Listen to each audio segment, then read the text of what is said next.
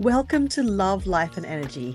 I'm Michelle Chung, and this podcast is your go-to sanctuary for personal growth, designed for busy, career-driven women who are ready to embrace their highest potential and not settle for an average, ordinary life. Let's grow and manifest your dream life together. Hi, everyone. Today we're going to have a very juicy episode for all the single women out there that are looking for the love of their lives. I have Michelle Chung. Did I pronounce it right? I hope I Yes. didn't butcher your name. No, that's it. And I wanted to welcome you for the show. I'm very happy to have you here because I have a million questions for you. Amazing. Thank you so much for having me. I'm so excited to be here. All the way from Australia. I know I'm from Sydney, so I'm in the future. I'm a different time zone. That is true. That is true. Yeah. But I am super curious to chat with you because, especially now with all these apps and all these Instagrams and social medias and TikTok, and we're information junkies and we believe everything we read. And when somebody has a good marketing strategy, they can really convince us that the love of our life are around the corner. And I am happily married for 20 years, but I have three young daughters. And I could see how two of them are in a steady relationship and one of them is single. And I could see all the stuff available for them and how scary it is and how easy it is for them to end up with a broken heart because they think they're finding this ideal person, but because everything is about how we show up, sometimes that person is not the ideal one. So, talk to me, please, a little bit about the work that you do with your clients first, and then we're going to dig in a little deeper. Thank you so much for the question. Basically, I'm a love strategist, so I'm helping women to meet their ideal partner without dating. And that's the big thing because I think we're never taught to date. I'm Gen Y, I guess, Gen X, Gen Y. We've always been very self-sufficient. We've always been DIY, do it ourselves, look after ourselves. We've never relied on anyone else. And this idea of now dating, especially if you're a bit older, around 40s, 50s, even the young ones, we're told that relationships are a certain way and you meet somebody, you fall in love, you get married happily ever after. So even yourself, as you told me, you've had previous marriages and I was divorced in my mid-30s and it was supposed to be life after that continues and that's it. I had a major wake-up call. I realized my marriage wasn't where I was supposed to be because I'm ambitious. I'm a high-achieving woman as well. I wanted to do things with my life. And it wasn't that he wasn't good enough or anything like that, but we just simply matched together because I used to train martial arts. So we met at my academy. And a lot of us women, we do meet our partners in life, at work, at university. You introduce to somebody and you have this criteria and checklist and you're like, oh, yeah, great job, great looking, good in bed, all these nice things. And when you're younger, that kind of fits the bill. But I feel like when you get a bit older and this time around, you've had relationships, you've had divorces, and you go, I don't want that. I don't want that anymore. I want something different. I want something that fulfills me.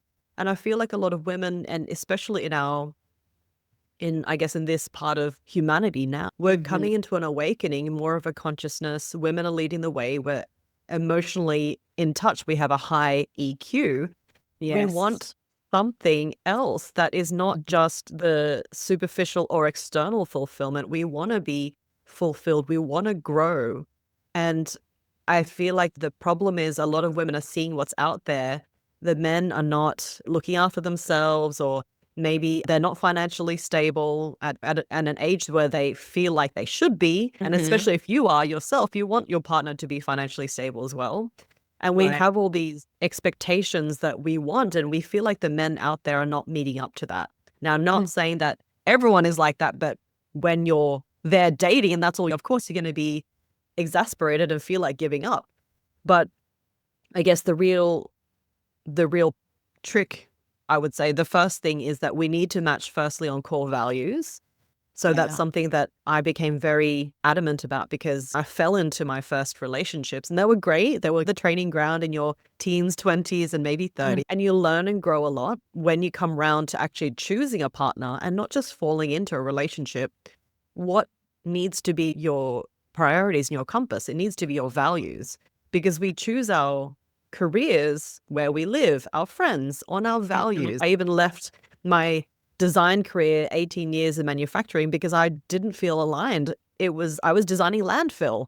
I environmentally very wanting to support the environment and make sure we have a clean world. So that kind of job didn't fit my values. And it was the same. My marriage didn't fit my values anymore.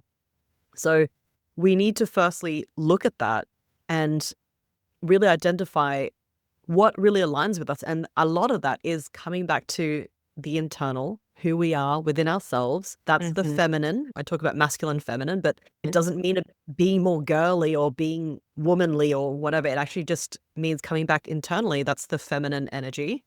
And taking a look at who you really are and what kind of partner you want to attract from your soul, which is the soulmate, and not from your external armor that we've built up over our years of being traumatized or having these very emotionally strong experiences. We want to attract someone from our heart and soul, really. I agree with you 100%. I think it's very important to get to know ourselves and be honest and have clarity in what it is that we really want. Not what our parents want or our friends want, or sometimes women date somebody because they work with them, because they see them every day. So those are like circumstantial relationships. But then when you pull that person out of that environment, it's not a match anymore.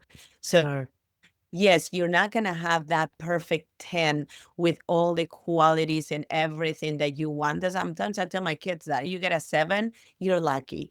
Make sure that in those 7 qualities or requirements or policies that you have, your non-negotiables are in those 100%. 7. And then the other 3, you know what? So what? He leaves his shoes at the entrance of the door. So what if he's not organized? Those are minor things that you can put up with, that you can tolerate, because you already have those other 7 qualities in that person that are a non-negotiable.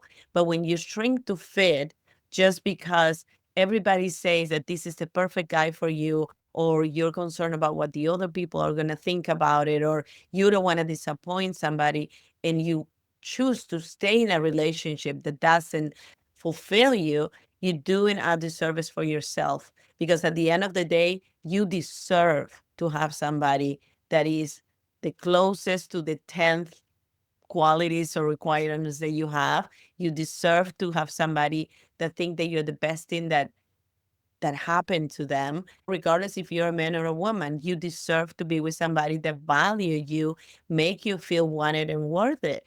And oftentimes we settle because, number one, we don't know any better. Number two, we don't trust that we can get any better. And number three, we're already in that relationship. In Spanish, we say, and you will understand this because you speak Spanish, la Sí, sí. costumbre es más fuerte que el amor. Meaning when you are accustomed to something, and that feeling is stronger actually Stronger than love. the love that you might have. You can feel appreciation and kindness for that person, but if you don't have that passion, you don't have that attraction, that person is just not for you. And you staying in that relationship is like saying yes to the world and not to yourself. 100%. 100%. Oh man, I have a really good example of that from my own life.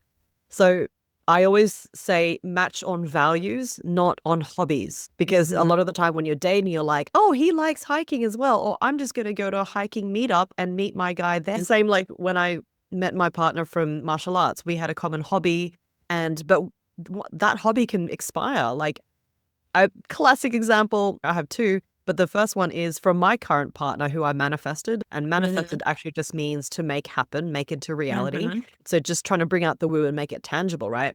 But my checklist or my priorities for my relationship was, and these are my core values: personal growth, spirituality, just efficiency, because I don't want to waste a lot of time on things that are not serving me, and entrepreneurialism, because I love business and I love growing and changing. And at the time, my hobbies were Latin dancing. I was obsessed with bachata, kizomba, salsa is not really my thing, but I loved it. And I was like, I wish my partner would dance as well. But when it really came down to it and I was doing my actual manifestation work, that wasn't even on the list. And so then when I met my partner, I was like, oh, I forgot about that dancing thing because it wasn't even like a big deal anymore. I'd grown out of it. My energy, my vibration level had changed. And I said to him, do you like dancing?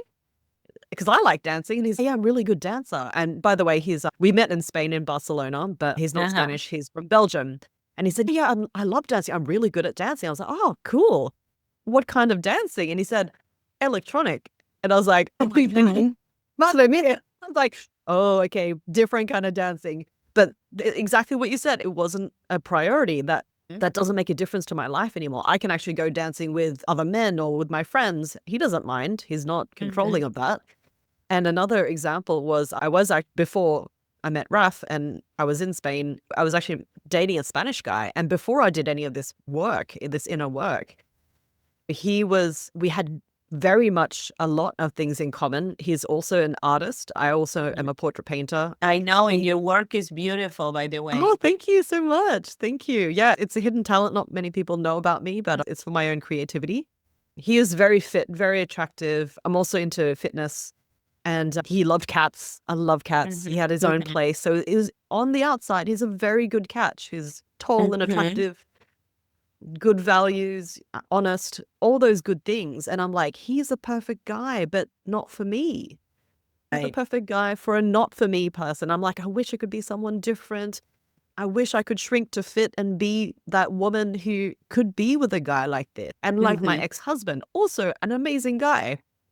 And I wish I could have shrunk to be with someone like them. And there are many of these guys out there, but he was just not for me. And we both knew it. We both said, you're more ambitious than I am. And he wanted to make it work because I inspired him, but I wanted to be inspired as well. I wanted to have someone who could be smarter than me in business and teach me, and I could grow. So that was one of the things that I had to prioritize for myself. So you're absolutely right. We cannot shrink to fit other people's ideas. And I think manifestation, I teach manifestation. I'm an inner abundance coach and I teach manifestation. And one of the exercises that I teach my clients is to really be specific when you write down all the characteristic that avatar has to have. So you know exactly what you're putting out there for the universe so you can attract that person. But aside of just visualization and writing down the qualities, is there an extra step that the audience that is listening to you right now should take to manifest that person that they aspire to be with? Yes, 100%. That's a great question. What I've found in all the work I've been doing and all the women I've been working with is that there are actually 3 steps. But also, you can say affirmations, you can do your manifestation work, you can do all that repeatedly and still got no results. And why is that? And I feel like a lot of people go through this and then they're just like, oh, manifestation doesn't work. So you have to think of manifestation like gravity. It's there, it's invisible, it's a scientific law and it works, right? So saying that manifestation doesn't work just because it hasn't worked for you yet, we need to avoid that. We just need to understand, how does it actually work? So what I've found when your manifestations are not working, and this is what I learned from a business coach back in the day when I was single and I was listening to a lot of business podcasts. Everything is translatable, by the way.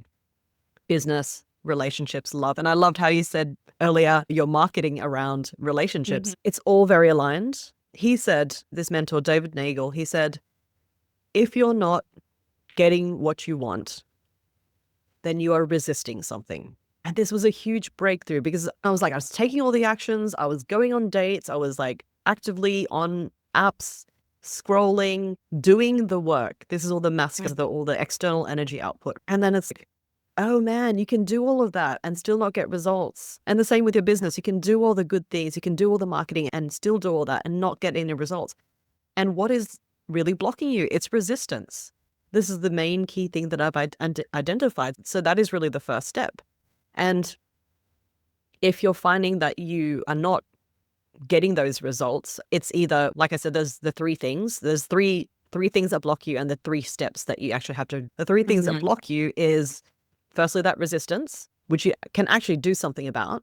And the other 2 things that you cannot do anything about, which I've identified as karma, because I don't know if Everyone believes Yeah. it, but I certainly do. It's like the past lives have an effect on what's happening in your current life. Even the things that we have done early in our life, that Exactly. comes back and it's okay.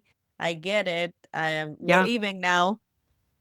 Yeah, it's the energy output as you reap Yeah. what you sow, and it's Mhm. what you give out, you get back forth. Yeah. And so, that's something you can't do anything about. You got to just play that out, or maybe you could do something to balance that out even. The second thing that stops you is timing as well, divine timing. And this is what my partner, Raf, is always saying about sometimes you can't hurry that process.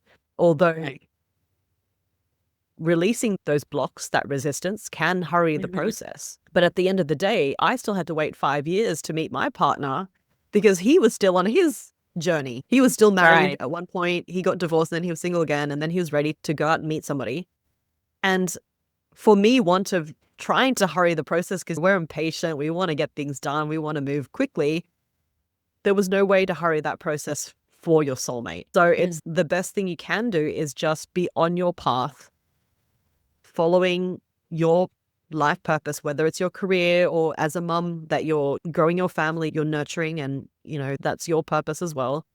Everyone has their own individual purpose. So following that, and like you said before, coming within ourselves and following our path authentically, that will actually lead us to the path where our soulmate will be waiting. And so Yeah. that's a really beautiful thing. It's what do I do? What do I do? You go within, so that inner abundance, that intuition, and the answers will be there. So that's really the 3-step process that I recommend is firstly releasing that resistance. That can be done through And finding out what the resistance is. Like really exactly look inside yourself and specific. say, okay, what it is that is holding me back? Because when we resist, persist, and we can fight it all we want, but that is going to come back over and over again until we pinpoint it and said, okay, this is what is holding me back. And it happened in business too. I work with moms. The majority of my clients are moms, and sometimes they say, I'm stuck. That's the label. Let's find out really what's holding you back. Where Yeah. is your fear? Scarcity comes from the word scare. The first letters of scarcity and being scared are the same. So what are you afraid of? Sometimes, in my experience, people don't find the partner they're looking for because they're actually scared of getting This hurt. is right. Exactly. You've So hit they it on put the in the head. block before even the person is available for them. The Yes. energy that they're putting out is, I am not available. They could be in the bar, they can be in a party, they can look like $1,000,000, but the energy they're putting out is, I'm not available because I'm scared. So the person, your soulmate, can be in the same room, is not going to feel attractive to you because the message that person is receiving is, she's not available. 100%. 100%. You've explained that so well. And it's that, have you ever been somewhere and someone's, hey, look, did you see that? And you're like, no, I did not see that. And you literally do not see it because it's like your energy blocking. It's not something's wrong with your eyes. It is Right. literally your mind blocking you from actually even seeing that opportunity, that possibility. Yeah. Yeah. Now, let me ask you a question. Let's say somebody manifests this ideal partner, but let's say find this person that is kind, that is loving, that is respectful, family oriented, caters to her, is attentive, all of that, but doesn't have the same drive. Like it doesn't have that ambition. Do you think that is a deal breaker, or do you think we can inspire our partners to have that drive? That is a great question. I feel I've heard this and it's probably quite true, but women tend to want to find the potential in other people, especially their partner. That's why we're always trying to change our partner. We're always like, oh, but you could be so much more. You could do this. And we really try to inspire our partners to be like, great. That's what men want from women, to be and they say in history, many of the greatest men, in history, the most successful men in history had the love of their life, the wife. They have a great Supporting and woman next to inspiring. them, A right? great woman behind every great man is the great woman. And so that is part of our role as a partner. And it's been also proven that as soon as the man strays or has an affair or cheats or whatever, starts thinking in a physical manner, trying to satisfy those needs, his greatness goes down, because it's that true love that's really support, that soul connection that is actually making him great. On the flip side, men apparently want or prefer women how they first met them. So it's an opposite kind of thing. And it's, oh, but you've let go of yourself. You've put on weight and you're looking after the kids all the time. You're not giving me attention. This is the complaints that married when they start to stray, if they don't get those external needs fulfilled. So their idea of their perfect woman is, I met you like this, and why have you changed? Why do you now suddenly look different and act differently? So it's almost like a miscorrelation. And for women, if that's really important for you, that your partner match your drive, and that's one of your, like you said, 7 priorities, that needs to be a priority. And it was the same for me. Like my ex-husband, amazing guy. We grew up with different backgrounds. My dad's an entrepreneur, so that was always like very possible for me. He grew up with a different childhood. He just wanted stability and security. So different kinds of personality, different kinds of background growing up. And for me, reaching my fullest potential is my priority in life. I want a partner who will support me with that, because what happened was he even said to me, I feel like you're dragging me along. I'd go to personal growth seminars and listen to new ideas and podcasts and things like that. And I would just talk my ear off, his ear off, but because I loved it and I was so excited. So for him, that was something he almost had to put up with, or he was always challenging that. And if you're an ambitious woman and that's a masculine trait, you need to find somebody who's almost more masculine than you, but you still need to bring your feminine game to the table, because a straight man is not going to want to date a guy who's going to be like the man, another man in the relationship. The masculine and feminine energy has to fluctuate to an extent. Like, for example, I am always in my masculine feminine when I'm working, but when I get out of my studio, I have to switch into my feminine energy so then my husband can feel more empowered. Now, having said that, I believe that sometimes women look for a project in a man. They see something in a man that like, and they see all the things that they don't like, and they feel, I can change him, I can shape him, I can do something. Or what you were saying before, in men, look at a woman and that's what they like, period. They want that woman to stay like that.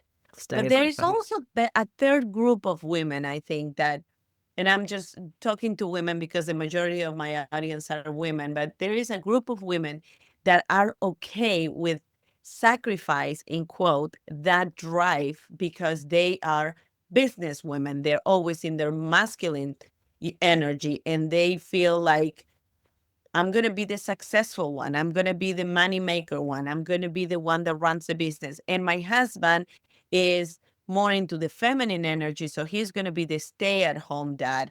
He's going to be the one building shelves. So this is going to be the one that is going to take care of picking up and dropping the kids in school while I'm working, while I'm creating this empire that allows us to have the lifestyle that we want. So I think every case is different, right? But the important thing is to be okay with yourself and not just do something expecting that project that you choose as a partner eventually is going to become whatever it is that you want him to become. I think that if from the get-go you come to terms with the fact, okay, and I always put this as an example, don't expect a pint to be a gallon. And I'm not saying that a gallon is more or a pint is less.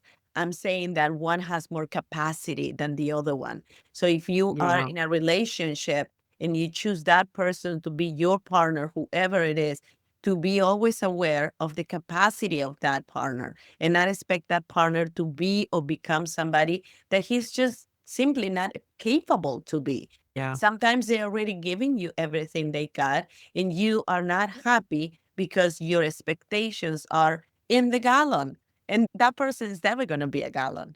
100%. That's a really good explanation.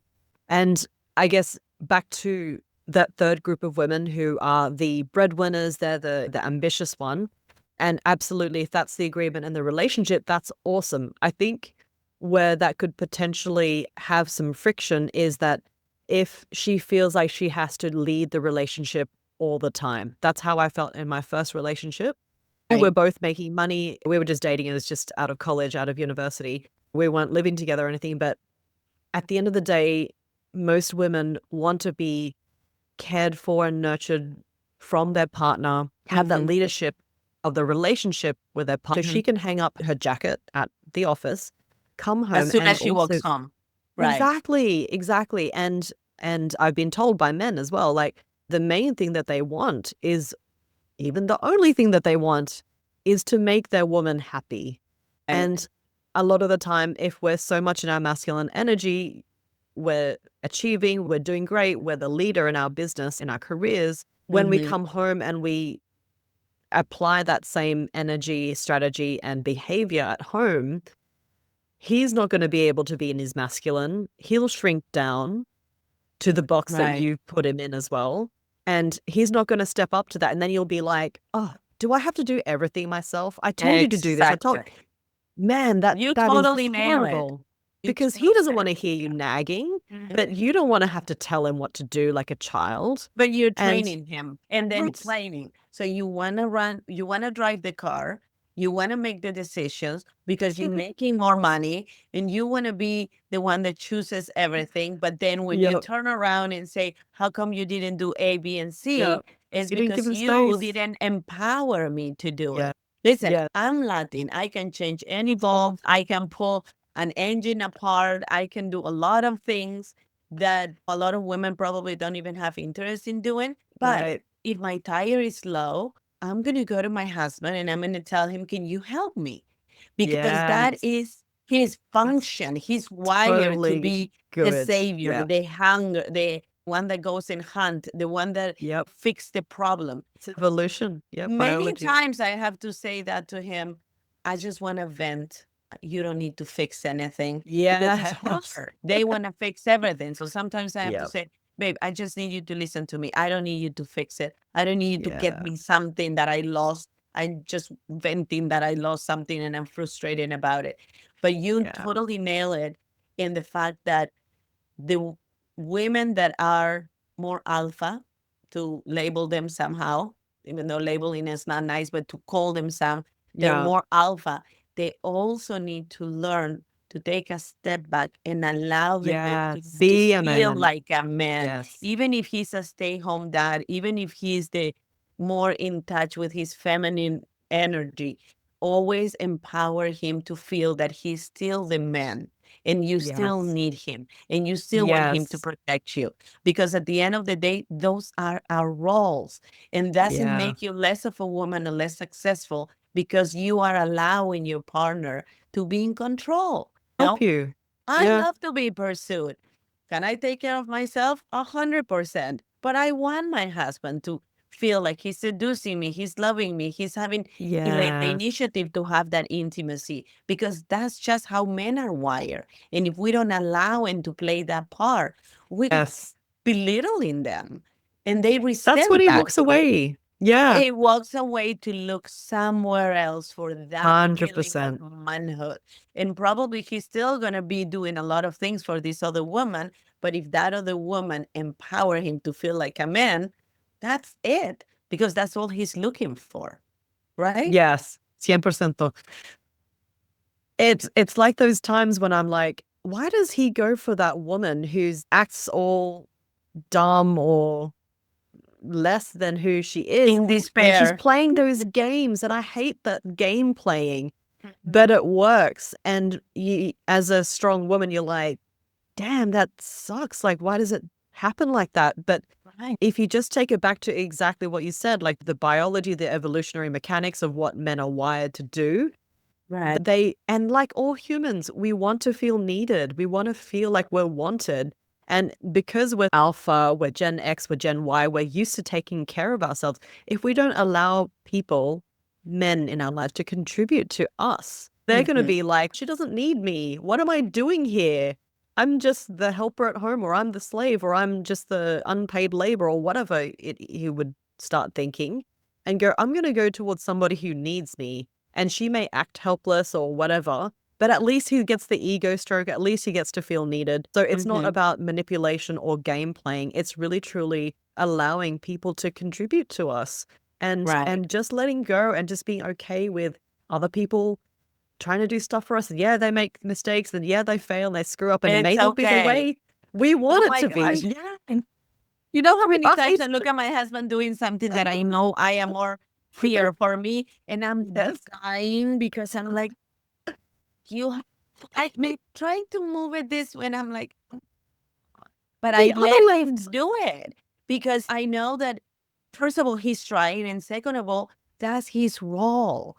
It's important for them to feel acknowledged, to feel admired, to feel look up to. How many times you see those couples that they are together, yes, respected for a long period of time, and then they break up, and 3 months later, he's with somebody else and get married in a month. And the person that was with them for 7, 8 years are like, but why he never married me? Because he never felt enough. He never felt that he could provide. And maybe the other 100%. person is not as smart as you are, or as beautiful as you are, or as talented or as successful, but is feeding him what he needs to be fed. And it works both ways. Women are the same way, but I think more with men. And we see that all the time. And I talk to my daughters because they're all now in ages where everybody's getting married. And sometimes there will be a couple that broke up, and then 3 months later, this man is with somebody else. And everybody's, what? What It feels happened? shocking.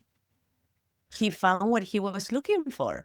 And he was probably hoping for 7 years that that girl was going to make him feel that way. And it never happened. So they start focusing on all the little things that annoy them to break the relationship. But in reality, what he wants is get the heck out of there. And it's, I think, because we don't pay attention to the love language of our partners. When we pay attention to the love, how they receive love, then it's easier to love them. Because it really doesn't take anything to just do little things for our partner that can make him feel better about themselves and feel that they are in the right place with the right person. Yeah, so good. Everything you said is so good. And I want to add to that with my partner actually introduced this book. It's called Love and Respect. And it's a book that has, I don't know, like hundreds and hundreds of testimonials of couples. And he's a couples counselor or something. And the basic concept is that women need unconditional love. Like all people need unconditional love. But that men need unconditional respect. And to me, and maybe as a society, we feel like respect needs to be earned. It's like when you're in your corporate role, you need to earn the respect of your peers and colleagues. And so this idea really shook me, because it's like, how could you give unconditional respect? It defied every belief and every way of thinking that I had, because it was like, how can you give unconditional respect to somebody who may be doing the wrong thing, or maybe not doing the thing well enough or right enough? And it was such a huge learning lesson, because that's what they really need. It makes me, and this is going to be very polarizing, but it makes me think of arranged marriages or relationships where the woman may not have as much say in the relationship because she has to respect her husband. And so then she has to pretend that respect the husband. We always want to in those kind of marriage is very hard for the woman. I have interviewed some women that had arranged marriages, and they were saying you have to pretend from the first day because you don't know that person. So you are with that person because you fear what your family is going to say or do to you. So that respect comes from a place here.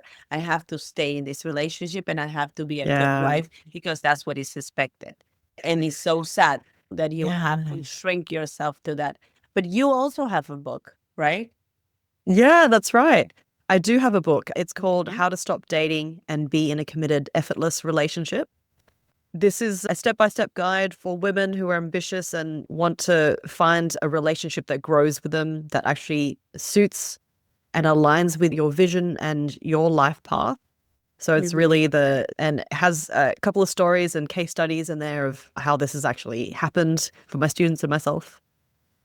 I love that. And I'm going to have all the description in the description of the show. I'm going to have all your information and the links for your book and everything. And I'm so excited that you're here, Michelle. I really enjoy talking about this. I think a lot of people in my audience are going to learn, even if they are in relationships, how to maintain and empower that relationship and have a happier relationship. I've been with my husband for 20 years and I'm still learning. I remember clearly one time one of my daughters came to me and she goes, Mom, you making him feel stupid. And it was like a shock for me because I would correct him or I would say how to do things or whatever. And what is the point? To make myself right? You know what? I'd rather be happy than being right. If I have to just be quiet, be patient, and allow him to do things in his own timing, because that's going to better my relationship. It's going to make him happier. And because of that, he's going to make me happier. Then it's not a deal breaker. We don't That's so have cool. to always be right. So I think in the process, we're learning what works with us. And if you really care about your relationship, a little bit of a shift and a little bit of a tweak here and there, it's all you need to have your happily ever after. I love that. And thank you so much for sharing that, because that really opens up such a space for women to start having these conversations. It's the same. I also had to learn the same thing where, I don't know where we get it from. Maybe it's from teachers at school or something like that, where we feel like if that's a little bit wrong, we've got to correct it. We've got to point it out. We've got to say it. It could be just a Western culture that we always have to be as correct or politically correct or whatever as possible. And it's not okay to make a blip or whatever sometimes. And I also had to learn that from my relationship. So if you are a strong woman who's in a relationship with a man who wants to be the man in your relationship, we have to curb that in ourselves and really trust and that respect there, that our partner is human. They'll make mistakes. They won't say things to the approval, the expectation of us, and to be okay with it. Yes, absolutely. Thank you so much, Michelle, for being in the show. I appreciate you. I love what you do. I'm going to call you and pick your brain the next time. Fork in the rock. Absolutely. And I'm sure everybody enjoys so much this talk. Thank you so much. I'm so blessed and grateful to be here. Thank you.